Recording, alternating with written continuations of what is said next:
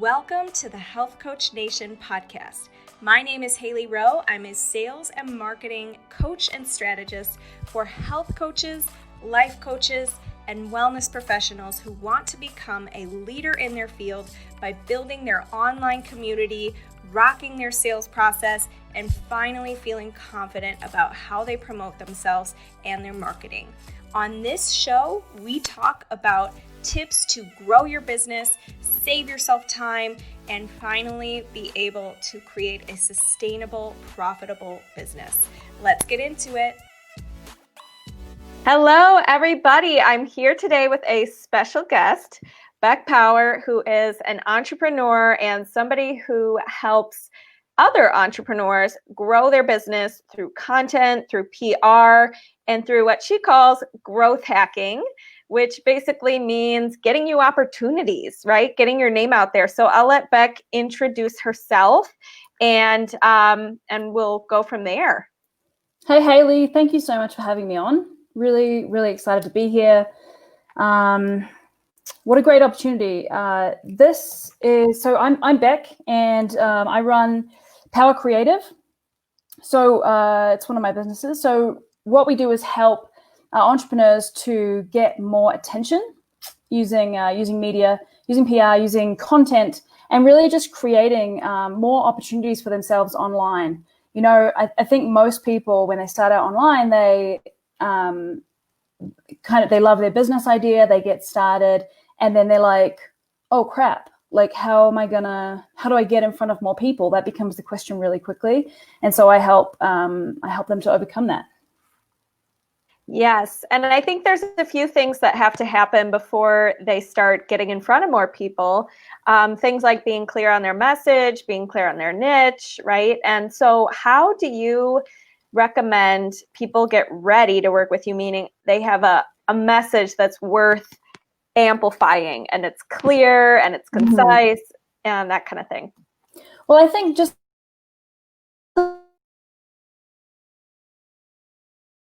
I've done this before too. I paid $5,000 to go to a weekend conference that was to get media, right? And so I'm so sorry. I'm gonna interrupt you because it cut you off in the beginning. Okay. So start from the top because it just said I went to a conference for $5,000. Okay, sure.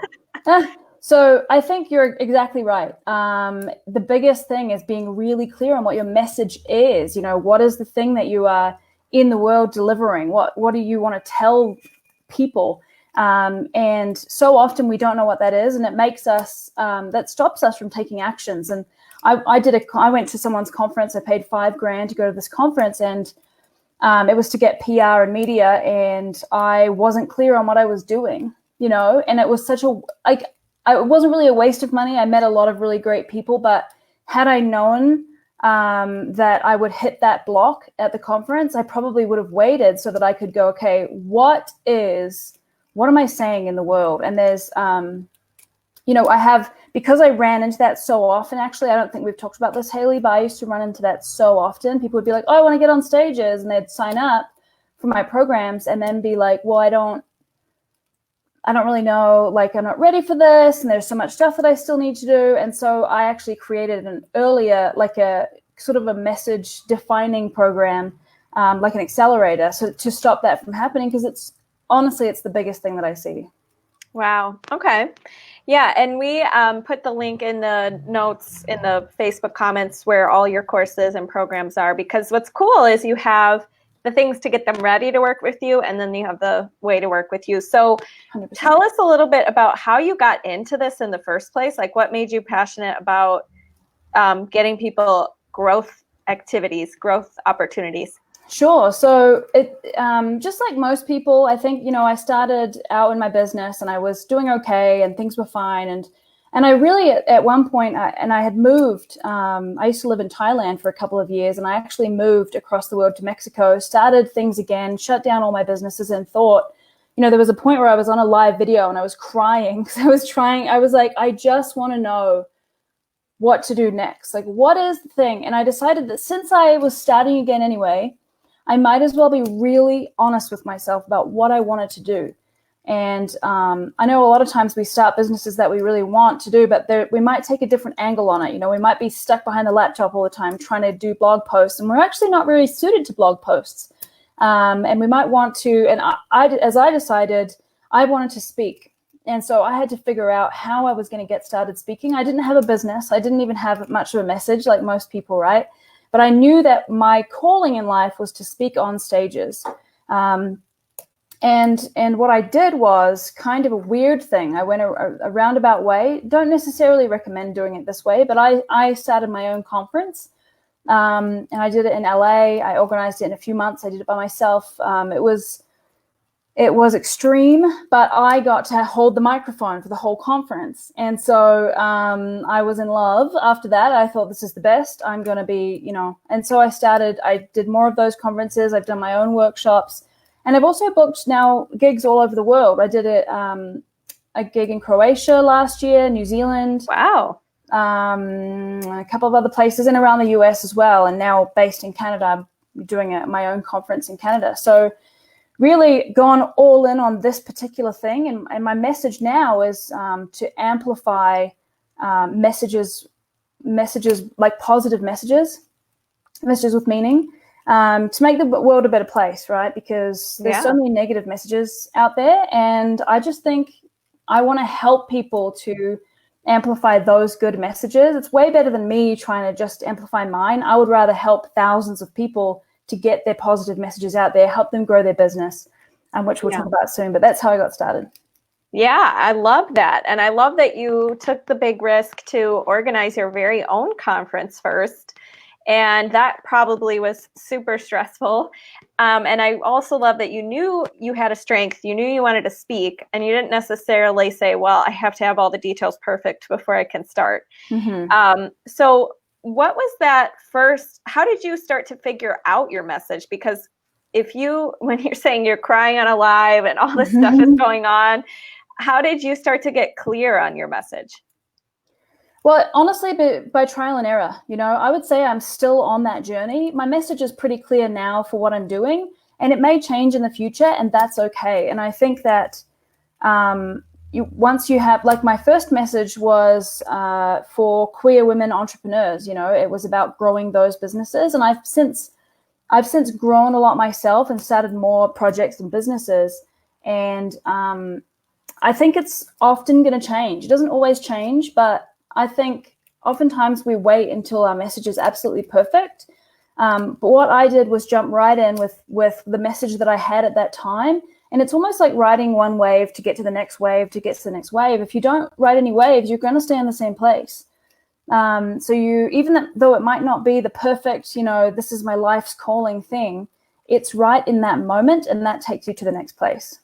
I love that. Yeah. And my message has evolved too over time. Like before, because I think starting out, you can't a lot of times these coaches are making big, bold claims. And when you're starting out, you can't really make those because maybe you haven't worked with that many people, or maybe you haven't gotten, done that yourself yet. And so originally my message was really about like getting your niche clear, getting good business habits, like, you know, getting more confident with your visibility and stuff. And now that, things have evolved, now I can say, okay, let's get you to 10K months. Let's get you to,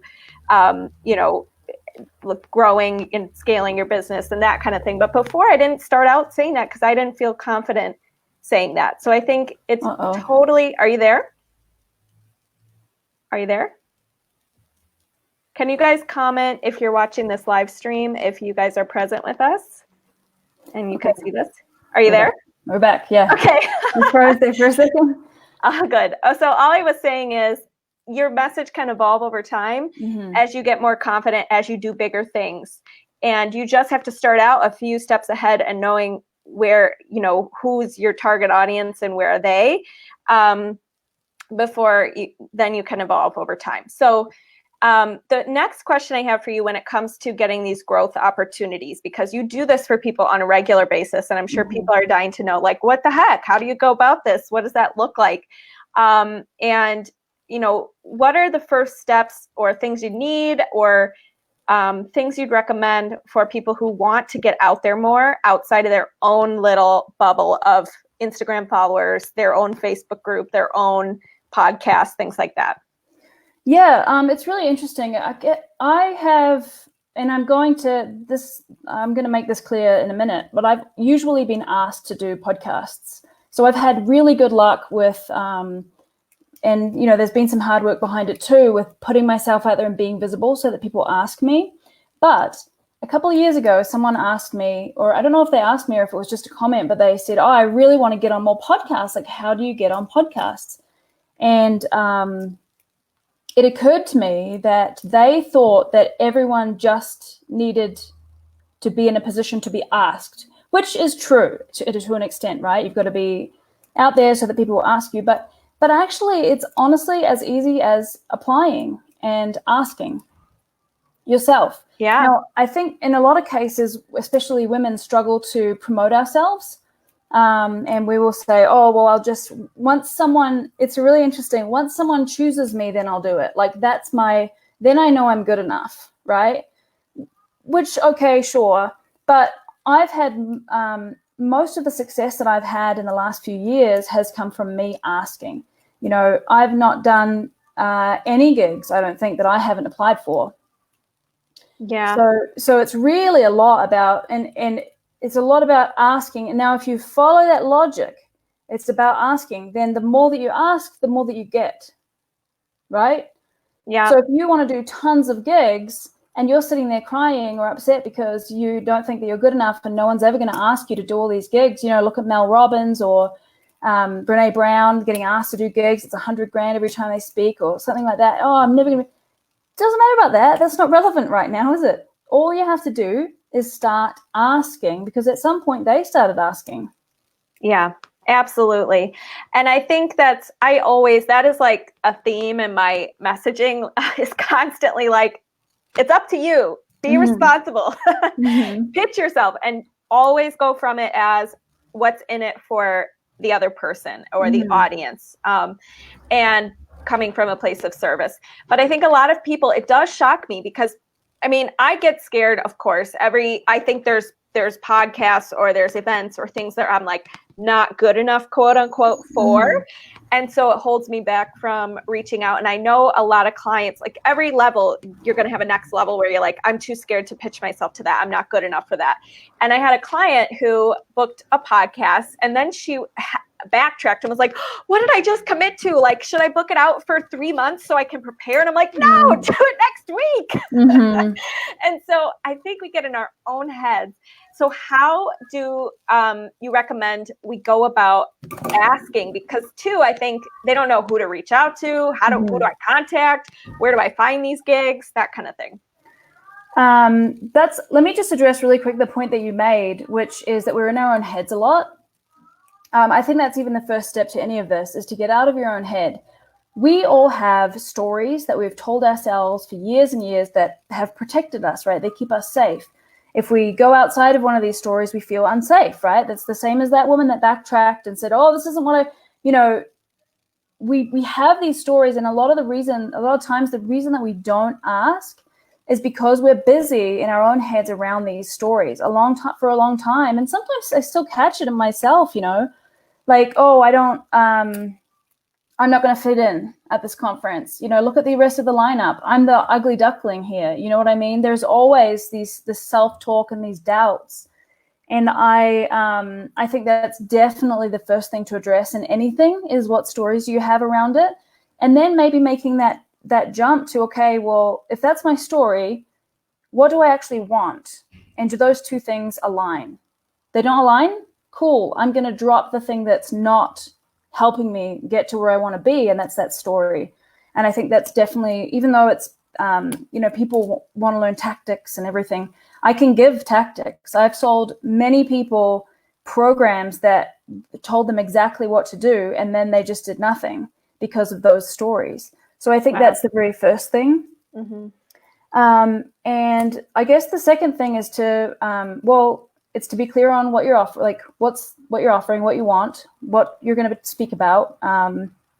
With talks, it's really important that you have kind of a few ducks in a row, right? In terms of a website or content where they can see you or something like that. And I like to do things in batches. So I don't usually, now I have a team that does everything for me, but I don't usually like to go, oh, that seems like a cool thing to speak at. Let me spend 25 minutes doing the application right now. Like, I don't have time to do that stuff. So what I do is put everything in a spreadsheet. Like, I'll just put the name and maybe the date or the website or something. And then my VA goes through, and we've eventually got 100 things, and then we apply for those 100. And it's just a lot easier.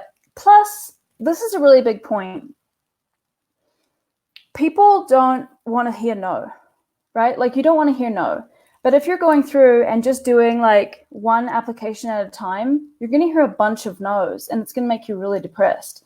Oh, I knew it. This is exactly why I didn't bother applying. I hear no's all day, every day. No, no, no, no, no. And it's got nothing to do with me and everything to do with the circumstance, of whoever they're hiring or whatever the reason is. And everything I trust is going to work out for the best. So if you apply to 100 things and you get 98 no's, it's a little better when you've got 2 yeses. You know what I'm saying? Right. Yeah. I love the batching concept. First of all, the batching concept, I so agree with, because sometimes I've caught myself like at 9:00 at night scrolling through Facebook, and I'll see like a cool application and I'll start doing it. And I'm like, crap, I need to do this on my computer because I have to have digital files. I'm like, why did I start this and waste 20 minutes? And now I'm like sitting at the dinner table. I'm like, what am I even doing? So I totally love the batching thing. Number 2, I so agree with you that it's the belief system first. And that's you've had people who take your course and you give them the tactics, but if they're in their head, they're not going to do it because they're protecting themselves from rejection, or they don't think they're good enough. And so we have to address that first. And when it comes to protecting your energy from rejection, one of the things I always talk about is just separating your identity from your business, because you are not, even though you're, especially for my audience, they're coaches or they're the face of their brand, but that does not mean that you still have a separate identity. This is your job, and you're your PR person, and you're your affiliate marketer and all of those things, but you are already worth it as it is. You are already a whole person, and you don't have to attach your identity to the outcomes of whether or not somebody else who doesn't even know you, who's just seen an application on paper, what they say. So is there any tips so part of it's batching so that maybe you get 2 yeses and then it doesn't feel so bad to get 98 no's. Is there anything else you do to protect your energy? So if you're not ready to handle a bunch of no's, then I suggest, virtual assistants are really cheap. And you can have just in a few hours a month, you can have someone batch these for you and send out everything. And you don't even have to see any of it. You know what I mean? You can just have them ask you a few questions. They fill everything out. You don't have to deal with that. And I know that that's one of the biggest benefits of the clients that I have. I deal with all of their no's for them. So they don't need to even know. All they get is a couple of emails in their inbox every week of people interested to have them speak. So it's, if you're not ready for that, you can get a VA to do it, and they can kind of take the brunt of that rejection for you. Love that. Okay, very good. And that's like celebrities. They probably don't read all the news about them. They don't go online to see all the comments. Now, the other thing I want to ask you about this, getting started with speaking and the tactics and how it works and all of that. Do you recommend in the beginning doing speaking gigs, and are most speaking gigs these days for free, and then you promote at them? Do you pay to play? Do you charge? Like, what's the structure for somebody new who's like, well, I don't know what to do. Do I say I have a fee? Like, what do I do?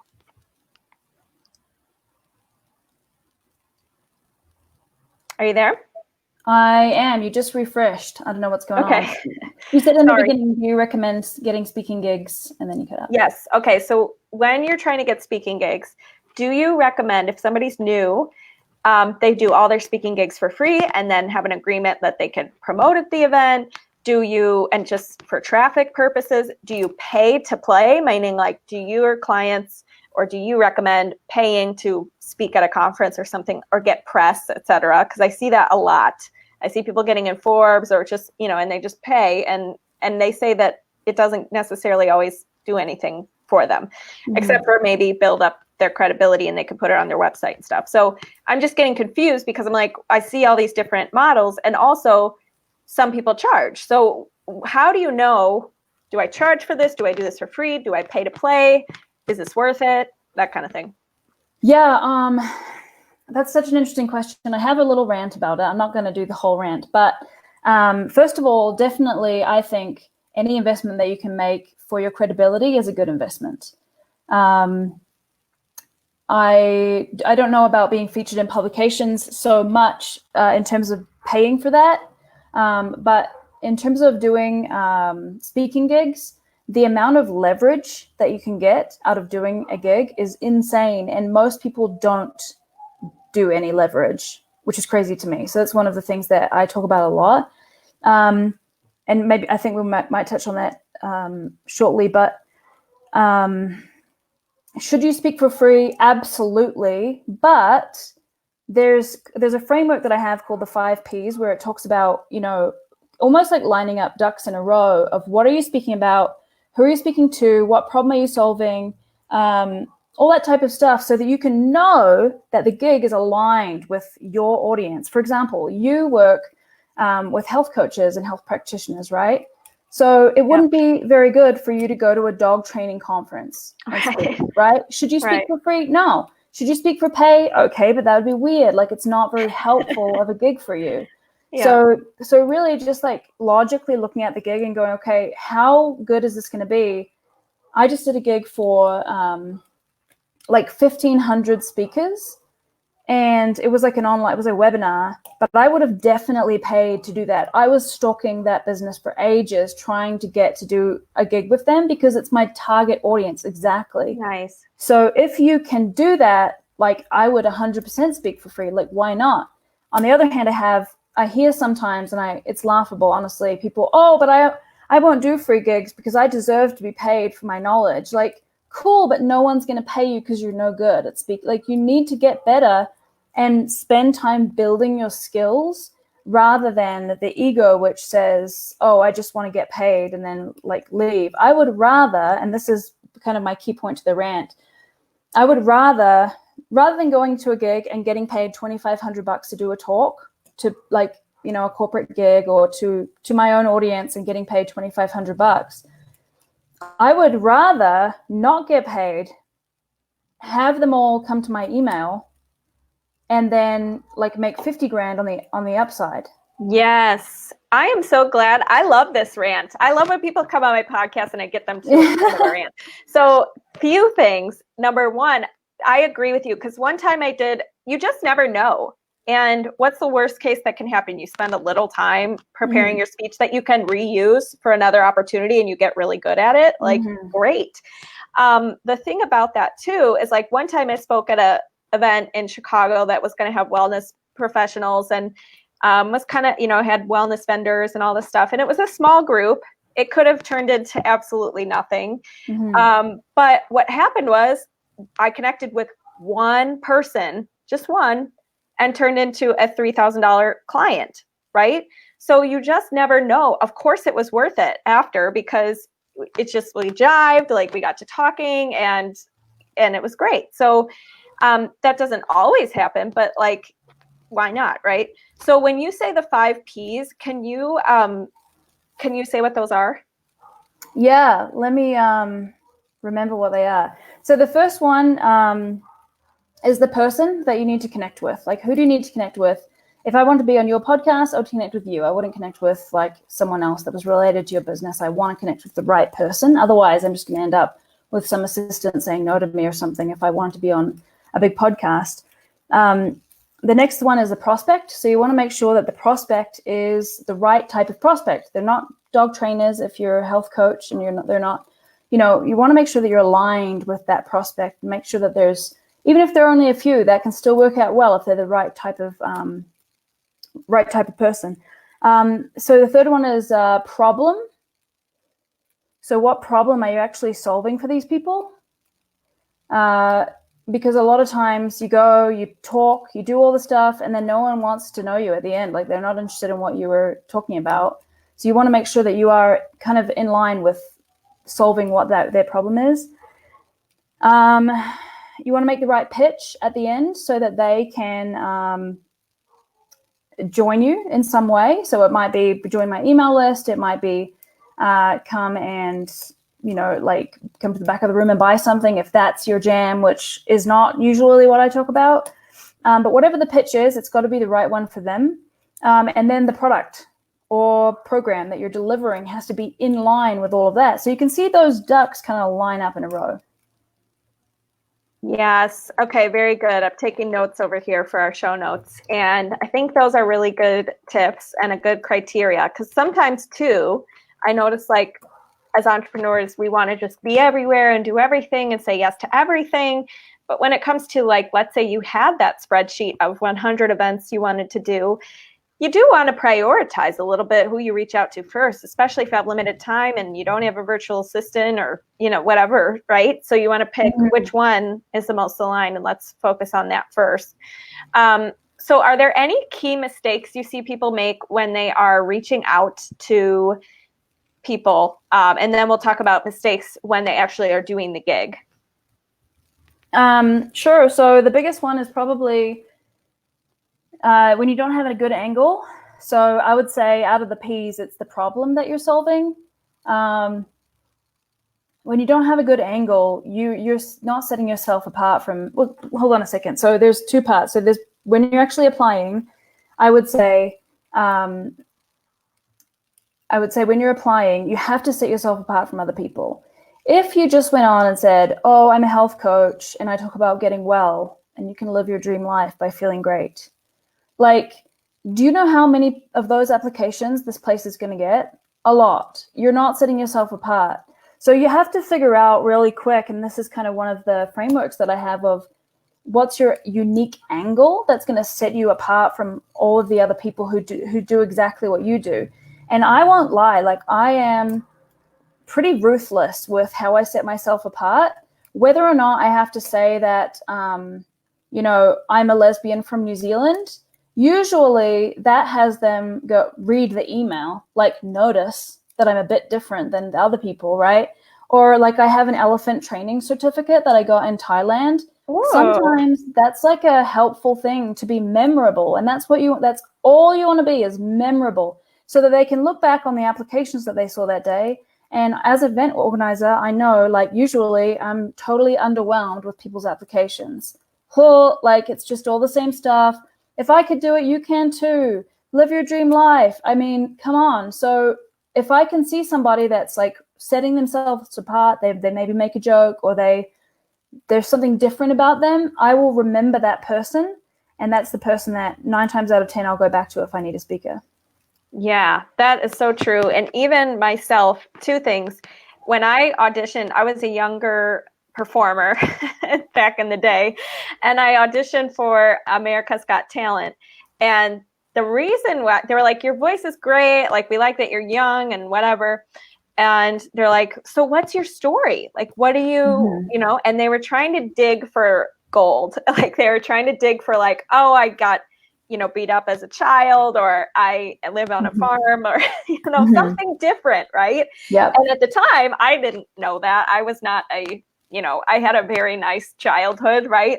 And so I just, I go to school and I didn't get the next round. And same thing with one time I also I don't even know why I did this, but I auditioned for a K-pop show. Yes. It was a show that was going to take everybody to South Korea, live in a house together, and try to form the next K-pop group of international people. That's amazing. So anyways, I made a couple rounds, but every round they were digging so deep, like, were you bullied as a child? Like, do you have what are your insecurities? I'm like, I don't know. So I didn't make it, but thank God I did not make it.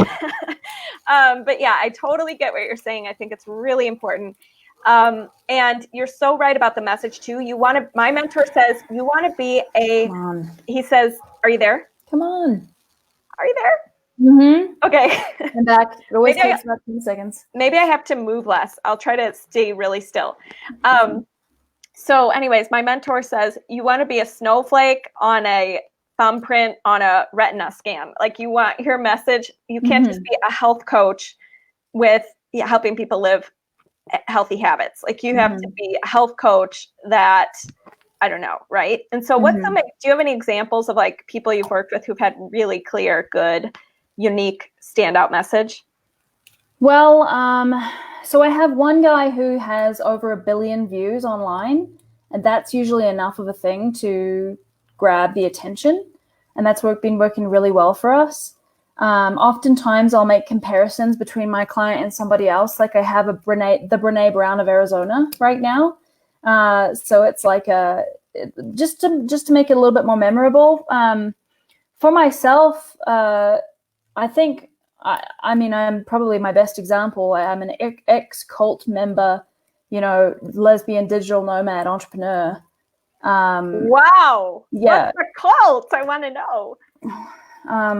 We can discuss separately. And so there's so many things that is, now you're going to be like, oh, like you'll never forget to ask me about that or remember about that. So it's really, it's just so important to get that differentiator, I guess is what you'd call it. I call it an angle, but a story is a story. And I think that once you use stories really well, you can weave them into not just your presentations, but also your applications. Cool. And do you have a unique, I know you have the 5 Ps for criteria of what opportunities to pitch yourself for. Do you have any criteria for how to structure your speech? Not as yet. I was speaking to someone about that today. That's not a thing that I've been really working on as much in terms of, there's basic ones, which is weaving your story, saying there's a bunch of different frameworks. I don't really use any frameworks at this stage. The most important thing for me is just making sure that you can connect, so telling the story and connecting, and then B, delivering your information. I guess I'm coming up with a framework right now. And then C, making sure that people can connect with you ongoingly after the event, finding a way to get their email addresses primarily, so that you can keep in touch. So giving something away or whatever it is that you're doing, but those I would say are the 3 main pieces. Cool. And do you usually text the number 44222 to get the free guide, or do you say like, hey, I'm passing around a list or anything like that? That's funny. So there are a couple of ways that I do it. I've never done the phone one. I actually really want to try it. It's probably going to happen soon. But I always want to get people's email addresses. And what I found, pro tip, is that it's not ideal. It used to be really easy to put up a thing on the screen and say, hey, why don't you download, here's a free cheat sheet or whatever. And people would download it and you'd end up with, 30 emails or whatever. And then you would follow up and you would get a couple clients out of it probably. But people don't want to do that anymore because it means typing into their phone, and you can have like a code and stuff, but most people just won't do it. So what I've started doing, particularly at smaller events, and if you're allowed, you have to ask permission, is I leave a sheet on their chair, and it's got a few qualifying questions. I call them magic questions, which mainly just kind of qualifies them to see if they're a good fit to be my client. Because if they're not, like, there's no point in me wasting time on the phone with them. I don't want to waste their time. But I just find out, like, what's their biggest problem around this, A, B, or C. How willing are they to solve that problem? Like, maybe they've got a big problem, but it's not painful enough for them to pay to solve right now. Like, cool. Like, come back to me when you can. And some people will say, yeah, it's a 10 out of 10, real issue. I need to pay somebody to do this for me right now. And like, I put extra attention on those ones because they obviously are really excited to receive help soon. And I collect all the papers at the end. I will bring attention to it. I'll like get this is your paper, make sure, has everyone got one of these? Perfect. Has everyone got a pen? Great. I'm just going to give you, while we do the Q&A now, ask me a few questions. Make sure you fill out this paper. I'm going to collect it at the end. And it's a little bit like being at kindergarten, but you have to be like really clear because they're thinking about what they're having for lunch and what, their wife said this morning and all the things. So you've got to like think or you've got to make it really clear for them to do it. And then I collect it at the end, and I end up with, 3 times more emails than usual, Nice. at least. Yeah, that's really smart. And then that's really smart. Now, what else would you say just at events, how to leverage the opportunity as much as possible? How do we just make the most of it? Because you've been to a lot and you've spoken at a lot. What can we do to really rock it? Well, I usually speak about leverage more in terms of after the event is finished, but there are tons of ways to do it before and during. Take Instagram stories while you're at the event, document all the stuff that you're doing. Take a story while you're on the stage. People don't care, just say document as much as you can, and then leverage that into more business by saying, for the next 3 months or 6 months after you do that gig, you can post pictures of yourself, get someone in the audience to take pictures of you, hire a videographer, use that logo on your website, do posts like 3 weeks ago when I was speaking at the Women in Tech Summit in Chicago. This amazing thing happened. I turned up and I was just chatting. It makes people, it gets your attention because it's a story, and it also shows that you're an authority. I love it. And what about after the event? Well, those things too. So after the event, I would definitely make a lot of posts about the event itself. I always try to get photos or videos, no matter what. Like, even if the event is a dud and, I'm kind of like, why did I even bother coming here? I will give my phone to someone in the audience and go, can you just take some snaps? Thanks. Or take a video of my performance or something. I'm getting to the stage now where I'm hiring better videographers to come and video my stuff. And then those can be turned in. So this is kind of where content comes in, because I think that content, it's even more important now than a speaker one sheet. Like, no one really cares what's on your speaker one sheet. Yeah. They don't know how many Instagram followers you have and whether or not you're active on social and how engaged people are with you. Are you liked? Are you popular? It's high school, right? Mm-hmm. So creating content from the event itself, even if it's just a story, even if it's just a photo, creating that content and continually creating it shows people that you are actually doing things. And you are, it shows social proof. People care what you have to say, and you get more clients from that. You can say, you can start off with a picture of you at an event speaking or a video and say, here's a thing that happened, blah, blah, blah. I went out of my comfort zone. Don't you wish you got out of your comfort zone? Here's how, you can join my Comfort Zone 3.0 program, blah, blah, blah. It's just a really great way to get solid content that shows how smart you are. I love it. Awesome. Well, Beck, this was amazing. And I really appreciate all of your feedback and your authenticity and your memorability. I think people will remember this episode because you shared your story, you gave us some tactics. It was a perfect blend of all of it. And where can people find you? We'll definitely put these links in the show notes as well as the link to your product page. But let everybody know where they can find you. Yeah, so I'm on beckpower.me, and right now I think that is, my done for you service, which is my team does all the outreach for you for gigs and other opportunities. But actually, you can get 100 free leads for entrepreneurs right now if you go to beckpower.me/go and sign up for those leads there. beckpower.me /go. I'm going to do that. What the heck? Okay. Amazing. Great. Well, thank you so much. And we'll talk to you soon. All right. Catch you soon, Hailey. Thanks again.